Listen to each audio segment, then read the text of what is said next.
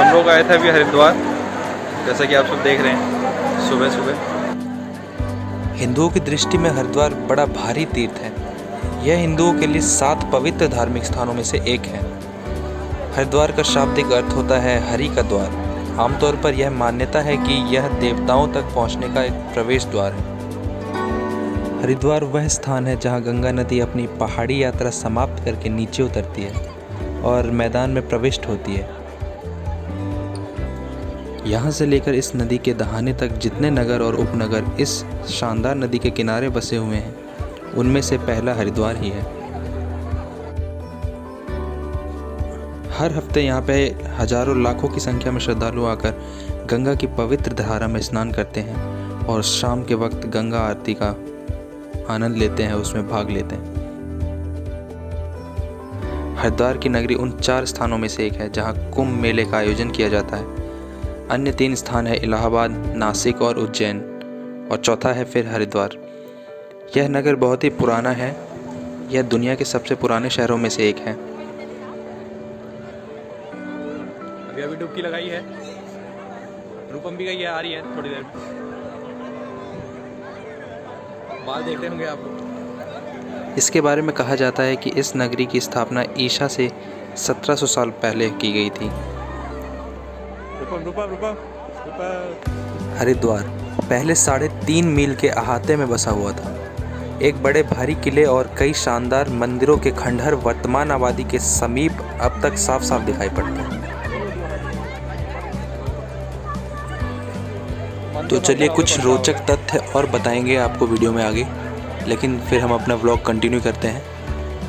ये हमने पूरा दर्शन कर लिए यहाँ पे। ये हम 4 लोग आए हैं।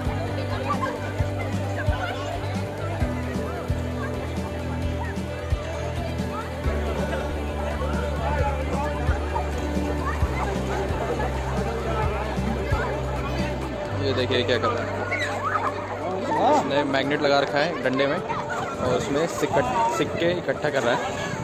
सिक्के उसमें चिपक जाएंगे उसके मैग्नेट में। जो लोग भक्ति भाव से पानी में फेंकते हैं वो सिक्के इसके मैग्नेट में चिपक जाएंगे और सारे पैसे ये रख लेगा। ये देखिए कितने इसके पैसे हो रहे हैं, सिक्के। और अब तो लोग 1 रुपये का 2 रुपये का सिक्का नहीं फेंकते होंगे, 10 रुपये का फेंकते होंगे, 20 रुपये का फेंकते होंगे। खुश हो रहा है, देखो कितना।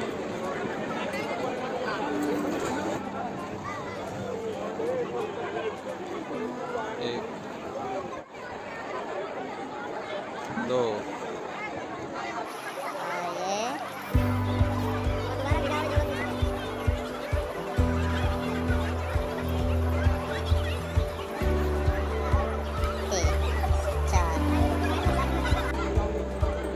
सब डुबकी मार रहे हैं। कान में पानी चल जाता है इसलिए कान बंद करके डुबकी मार रहे हैं। नाक में भी पानी चल जाता है। और डुबकी मारते टाइम डुबकी मार के जब आप उठोगे तो पता नहीं चलता है कि उठ रहे हैं या गिर रहे हैं, क्योंकि इतना पानी ठंडा है, हाथ पैर सुन्न हो जा रहे हैं।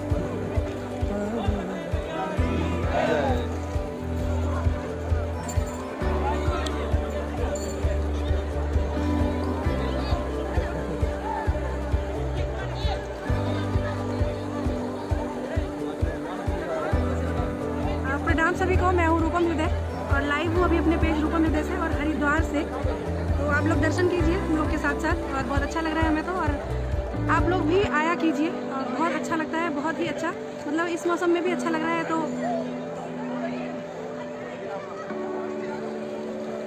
अमरीक सिंह, कल हम लोग लाइव नहीं आए थे क्योंकि हम लोग रास्ते में थे, जर्नी थी हमारी। तो सोचा हम लोग के साथ आप लोगों को भी दर्शन करा दिया जाए। तो आप लोग आनंद लीजिए और अगर हो सकेगा तो आगे का भी ऋषिकेश का भी आपको घुमाएंगे अपने साथ साथ।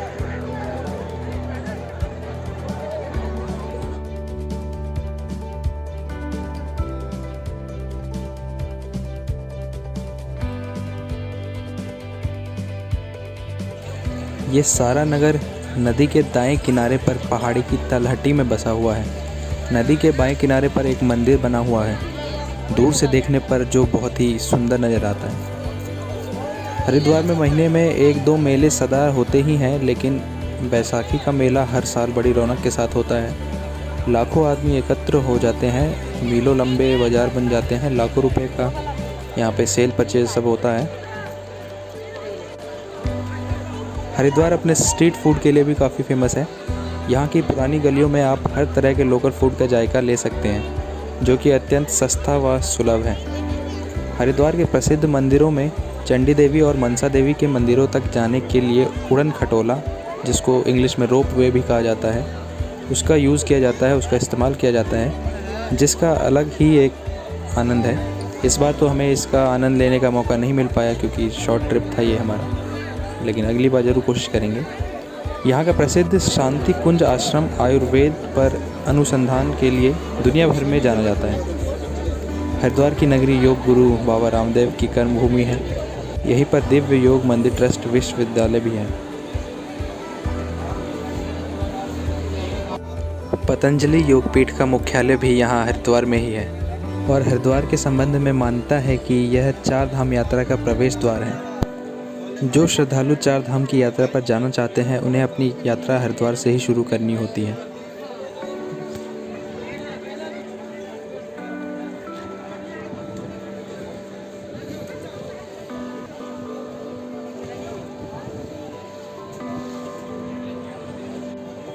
तो अब हमारा हरिद्वार में दर्शन हो चुका है गंगा माता का और हम यहाँ से अब निकल रहे हैं। निकल के हम लोग जाएंगे ऋषिकेश, फिर वहाँ से हम जाएंगे नीलकंठ।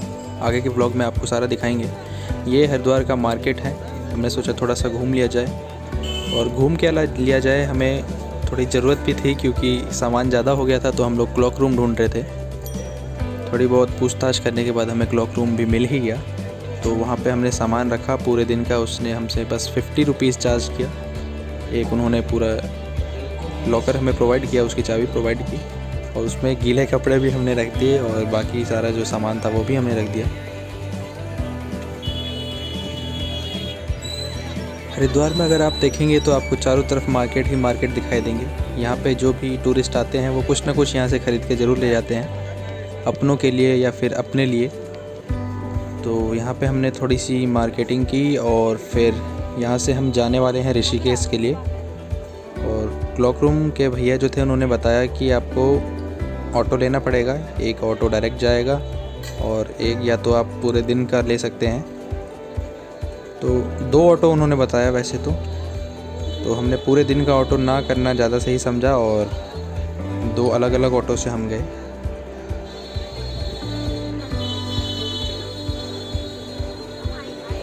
पूरे दिन का ऑटो करते तो फिर एक माइंड में टेंशन रहती, ऑटो में जाना है, तो इसलिए हमने फ्री रहना ज़्यादा सही समझा। क्योंकि आप लोग जाते हैं कहीं टूर पे जाते हैं या कहीं जाते हैं तो आप फ्री माइंड होके जाना चाहते हैं, कोई टेंशन नहीं लेना चाहते। तो इसीलिए हम 2 ऑटो से अलग अलग गए।